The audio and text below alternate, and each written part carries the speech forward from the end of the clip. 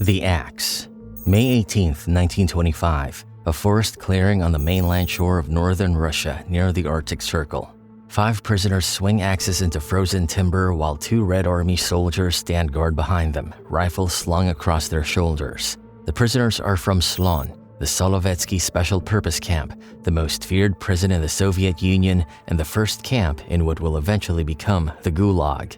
No prisoner has ever escaped from Slon. The Soviet authorities consider it inescapable, not because of its walls or its guards, but because of its geography. The camp sits on a frozen archipelago surrounded by water that kills within minutes, and the nearest international border is 300 kilometers of swamp, forest, and wilderness to the west. These 5 men intend to cross it. All morning they cut wood with unusual energy, swinging their axes harder and faster than the guards have come to expect, trying to lull them into a comfortable rhythm. Among them is Zerko Maltsagov, a 30-year-old former officer in the Russian Imperial Army. Beside him works Yuri Besanov, a former cavalry captain arrested 26 times since the revolution. A Polish officer named Edward Malbrodsky carries a compass hidden inside a bar of soap, their only means of navigation during the polar day when the sun barely sets and the sky offers no directional cues. Matvey Sazonov, a taiga hunter who knows how to move through the northern forests, works to Maltsagov's left. The 5th is Vasily Pribludin, a man Maltsagov trusts with his life. After about 2 hours of work, Besanov pauses, straightens his back, and raises the collar of his jacket. That is the signal. All 5 prisoners turn on the guards at once. Maltsagov and Besanov rush the nearest soldier and wrestle his rifle away before he can unsling it from his shoulder. The second guard breaks free and sprints toward the camp, shouting for help as he runs. They cannot catch him. Within minutes, the entire camp will know. The 5 men seize the captured rifle and whatever ammunition the first guard carried, and they disappear into the trees heading northwest, toward Finland, toward the border, toward the only place where the Soviet state cannot follow them. Behind them, the alarm begins to sound. The trap. To understand why these 5 men just risk their lives to run into the Arctic wilderness with 1 rifle and a compass hidden in a bar of soap, you have to understand the place they were running from. Maltsagov is a White Guard veteran of the Russian Civil War. When the Whites lose, he flees to Turkey rather than face the Bolsheviks. He stays abroad for 2 years until the Soviet government announces a full pardon for all former White officers, inviting them to return home without fear of punishment. Believing the pardon is real, he crosses back into Soviet territory in 1923. The secret police arrest him within weeks, charge him with espionage and organizing terrorist acts, and sentence him to 3 years at Slon. Besanov defends the Winter Palace when the Bolsheviks storm it during the revolution, and the Soviet state never forgives him for it. He spends years being shuffled between prisons, always moved before he can settle long enough to plan his way out. By the time he reaches Slon, he has already decided he would rather die in the forest than serve another sentence. 2 years after arriving, he approaches Maltsagov in the barracks and asks a single question: "How do you feel about the idea of escape?" Maltsagov doesn't answer. He assumes Besanov is a GPU provocateur, a plan sent by the secret police to identify prisoners with escape intentions so they can be punished or shot. But over the following weeks, working side by side in the grinding routine of the camp, Maltsagov comes to believe the man is genuine. The two begin to plan. They bring in Malbrodsky, who has been quietly preparing an escape of his own. They recruit Sazonov for his knowledge of the taiga, and at the last moment, Maltsagov vouches for Pribludin. The camp they are escaping from occupies a medieval monastery on the Solovetsky Islands, an archipelago in the White Sea just south of the Arctic Circle. The Orthodox Church has maintained the monastery since the 15th century, and the contrast between the building's original purpose and their current function is something every prisoner understands. The same stone halls that once housed monks in prayer now hold men in chains. The Soviet authorities confiscate the monastery in 1923, expel or execute the remaining monks, and convert it into a facility designed to process thousands of prisoners at a time. The Island of Hell. By the mid-1920s, Slon holds upward of 3,000 inmates on the islands alone, with thousands more at mainland subcamps like Kem, the transit point where Maltsagov and the others are assigned to timber duty on the morning they run. The prisoners include White Army officers, Orthodox priests, political dissidents, intellectuals accused of counter-revolutionary thought, and ordinary criminals. The one thing they share is that the state has decided they are expendable, and the conditions inside the camp confirm it daily. Prisoners work 14-hour shifts, felling timber, hauling logs, and performing construction labor in temperatures that plunge far below zero in winter. Food rations are tied to output. Those who meet their quota receive enough bread and soup to survive, while those who fall short have their portions cut, which only makes them weaker and slower until the system grinds them down to nothing.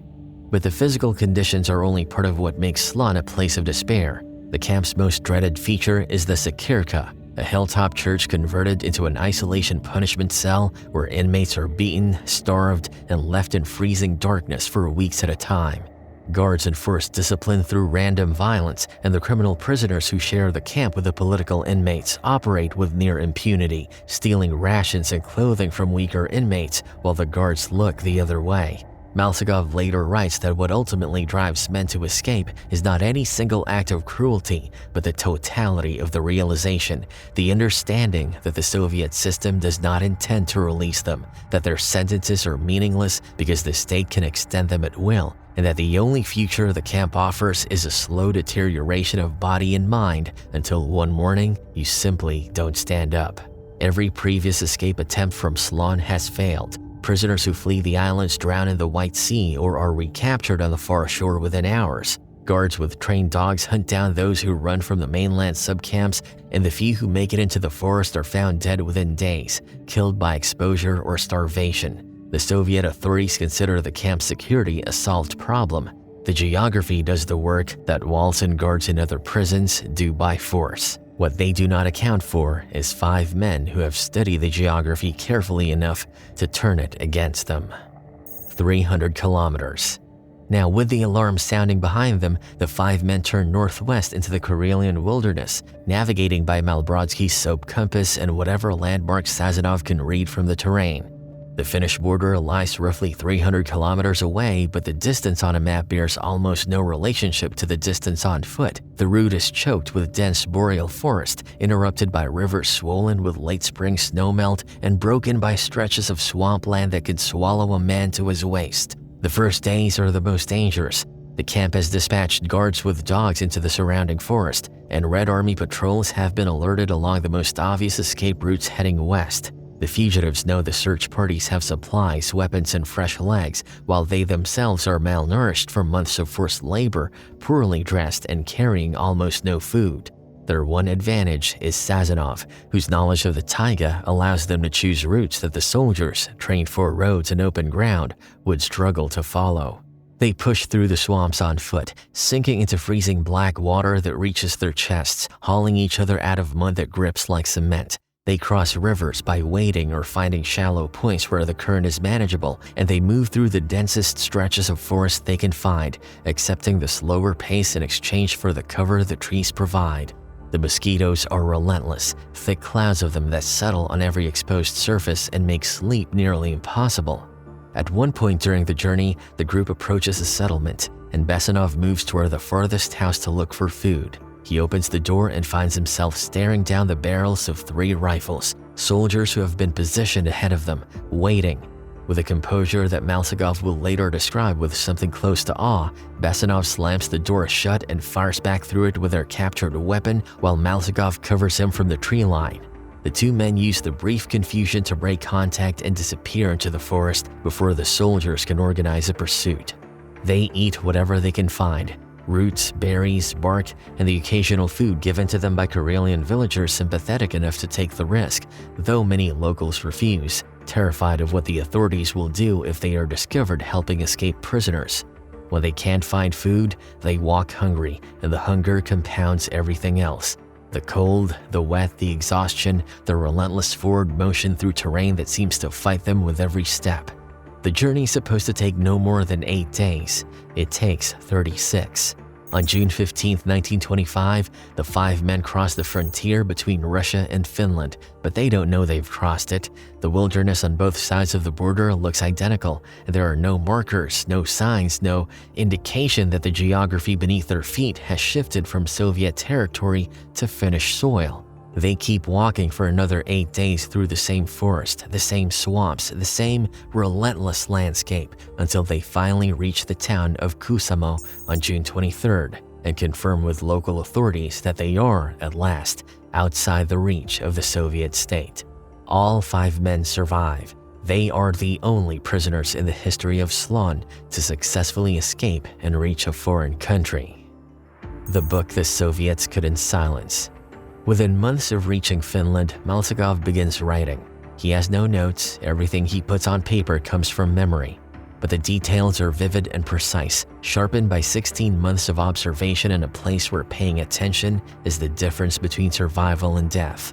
The result is a memoir titled An Island Hell, a Soviet prison in the far north, published in London in 1926. It is the first account of the Soviet camp system to reach a Western audience, and its descriptions of Slon, the forced labor, the starvation rations, the sekirka, the beatings, the executions, provoke outrage in European capitals where the reality of what the Soviet government is building behind its borders has been entirely unknown.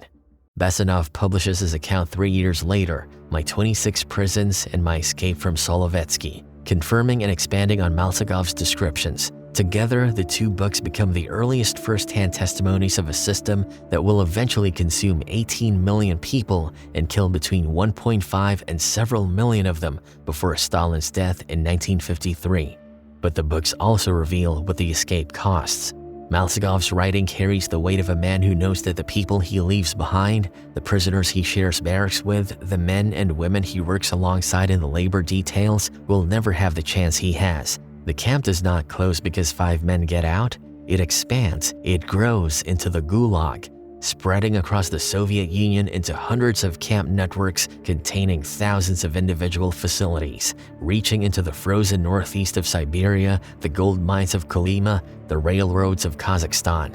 The geography of containment that Slon prisoners, using distance, cold, and isolation as the primary security system, is scaled to continental proportions. In those later camps, the idea of walking 300 kilometers to a border is laughable. The camps of Kolyma are so remote that prisoners are transported there by ship through Arctic waters, arriving at the port of Magadan after a journey so brutal that hundreds die before they ever reach the mine. The nearest international border from Kolyma is thousands of kilometers away, across terrain that makes the Karelian wilderness look gentle by comparison. Prisoners there call the region the planet because it feels like another world entirely, one where the normal rules of escape simply do not apply. The Soviet authorities learn from Slon. They push the camps deeper and deeper into the interior, placing them in landscapes so hostile that the land itself serves as the final guard. Fences and watchtowers become secondary. The real containment is geography. Minus 50 degrees Celsius in winter, no roads, no food sources, no settlements for hundreds of kilometers, and local populations incentivized to report any stranger they encounter. And yet, even in those impossible conditions, people still run. A few reach Finland through the northern forests, a handful cross into Iran or Afghanistan from camps in Central Asia, and if the testimonies are to be believed, a group of prisoners walk 6,500 kilometers from deep inside Siberia, across Mongolia, through the Gobi Desert, over the Himalayas, and into British India, a journey so extreme that historians debate its authenticity for decades without reaching a definitive conclusion. What is not debated is that the Gulag is designed to make escape not just difficult, but meaningless, to create conditions where even a prisoner makes it past the guards, the world outside will finish what the camp started. And what Maltsakov and his 4 companions prove in 1925 in a 36-day walk through the swamps and forests of Karelia is that the design has a flaw. The flaw is that some men would rather walk into the wilderness with nothing, no food, no map, no certainty of survival, than spend one more day inside a system that has already decided they are dead. The aftermath. Suzerko Maltsakov settles in Western Europe after his escape and lives the rest of his life in exile. During World War II, he joins the French resistance and fights against the Nazi occupation, the second time in his life that he takes up arms against a totalitarian regime. He dies in 1976 at the age of 80, having never returned to Soviet territory. Yuri Bezmenov emigrates to England after publishing his memoir and lives quietly for the remainder of his years, having survived 26 imprisonments, 1 escape, and a 36-day walk through the Arctic. Slon does not close after their escape. It continues to operate for another 14 years, processing tens of thousands of additional prisoners before it is finally shut down in 1939. During the Great Terror of 1937–38, over 1,000 Slon prisoners are loaded onto transports, taken to a forest clearing at a place called Sandarmok on the mainland, and executed by firing squad. Almost all of the intellectuals, priests, and former officers who share the camp with Malsakov and Bezmenov are among the dead. The Gulag system itself outlives them all. At its peak, it holds millions of prisoners simultaneously across hundreds of camp networks stretching from the Baltic to the Pacific.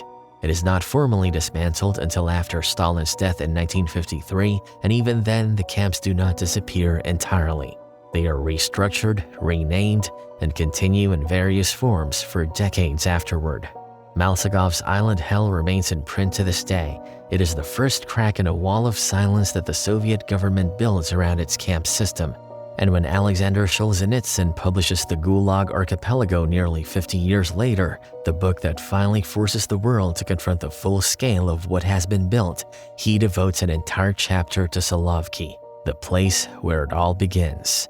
5 men attack 2 guards in a forest clearing, seize a rifle, and walk 300 kilometers through swamp and wilderness to a border that most people inside the camp believe cannot be reached. They are right that it could be. They are also right that no one else from Solovetsky will ever manage to do it again.